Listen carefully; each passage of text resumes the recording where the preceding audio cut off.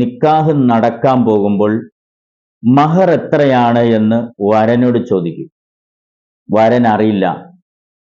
തന്റെ ഇണയ്ക്ക് കൊടുക്കേണ്ട മഹർ എത്രയാണെന്ന് അവൻ അറിയില്ല.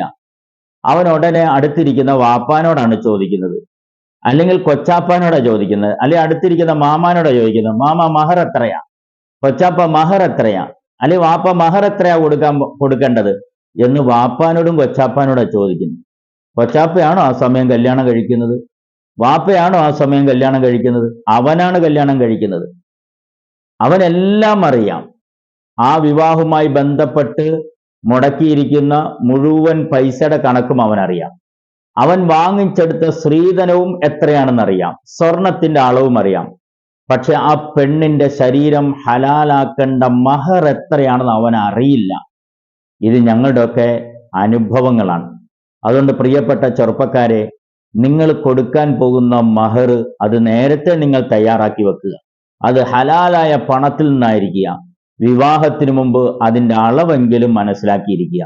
പടച്ച തമ്പുരാൻ അനുഗ്രഹിക്കുമാറാവട്ടെ.